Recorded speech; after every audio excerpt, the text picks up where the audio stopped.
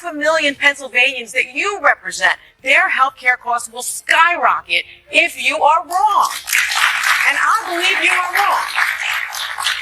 wrong. Well, first of all, and I don't need a lecture. I don't need a lecture from whether it's Bernie or the governor in California, because they are representing very deep blue kinds of populations. And why have we arrived here after the election a year ago? We got to forget some of the things that cost us that. Senator John Fetterman walked onto The View and effortlessly dismantled Sonny Hostin's fantasy world where Democrats pretend their far-left flank didn't blow a crater straight through their own party. Somehow Sonny still hasn't realized that the shutdown stunts, the socialist wish list, and the coastal echo chamber politics are exactly why Democrats got flattened in the last election, and once again, Fetterman is the only Democrat willing to say publicly what the rest only whisper behind closed doors. It was the activist left, the identity-obsessed crusades, the ideological purity tests, the constant meltdown politics that sent moderates running for the exits. Watch how he lays it out again when Dana Bash tries to smooth over the truth on CNN. Can confirm that the most poisonous, the bitterest, is from the far left. That is pretty remarkable to hear you say that as an elected Democrat. Why? No. It's just been my personal experience on this thing. And when I asked my digital team, I said, we're on all the platforms. Really, what's kind of the harshest? What's kind of the most personal? And the answer was immediate. He said, "Oh, blue sky. It's blue sky." And the difference is, the right would say really rough things and names. Some names I won't repeat on TV, but the on the left, it was like they want me to die, or that we're cheering for your next stroke, or that's terrible that depression won. Why couldn't the depression won? And I hope your kids find you. They even have like the graphic, a GIF where they have like a stroke, in your head, oh my gosh. cheering you there. Yeah, and they said that. I remember one. They claimed, "Oh, the doctor let us down, and why did they have to save his life?" Just really I just can't imagine. People are wishing, I wish he dies, or I want him to die. Literally cheering for a stroke. And I don't know what the kind of a place where that comes from.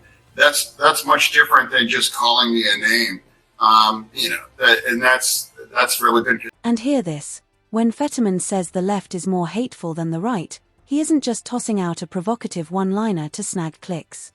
That's exactly what anyone paying attention has seen for years. His own team sifted through death threats, those mockstroke memes, and the vile garbage floating around places like Blue Sky, and it all lines up with what we saw after the attacks on Trump and Charlie Kirk. Meanwhile, the data reinforces the point. The Center for Strategic and International Studies reported that left-wing extremist activity accounted for most political violence in 2025. And now, with roughly 60% of independents saying Democrats have moved into too extreme territory, there's no mystery here. The fringe is poisoning the entire brand. At least in part, about your party changing, and the populist movement in reaction to MAGA and the Democratic Socialists, that this may be a moment where they want to take over the Democratic Party. I promise you, America's future and my party's future is not socialism or kinds of outlandish far-left kinds of ideas. And it's been a year ago, after we lost the election, a lot of those parts and part of those ideas pushed our party over the cliff. And that's why we're in this situation right now. That's why we're firmly in the minority. And that's why we've lost control of the White House. So some people, if you think that's a solution, that's fine. But it's going to be a competition of ideas. And we know that's not going to prevail. What's going to prevail is common sense. What's going to prevail, choosing this country over, part of the extreme in our party. What's going to prevail is common sense. And I do believe, for me, in the kinds of chaos that we have in this Trump administration, we should respond with order and logic and patriotism and not shutting down our government right now. and that's where I'm at. And I don't know why that's controversial. That's not a big tent party. If you're not allowed to have the opinion that it's wrong to shut our government down and put these people in the middle of it and now refer to as you're a traitor or. Fetterman even spelled it out in his own book. The open border rhetoric, the defund theatrics, and the non-stop moral lecturing pushed working-class voters so far away that union households broke Republican for the first time since the Reagan era. Then came the 2025 left-wing riots, racking up over $500 million in damage, a party basically setting itself on fire while insisting everything's perfectly fine. Sure, Democrats might score a symbolic win in New York City or cruise through a deep blue governor's race, but that's fluff, the product of 25% turnout in safely insulated enclaves.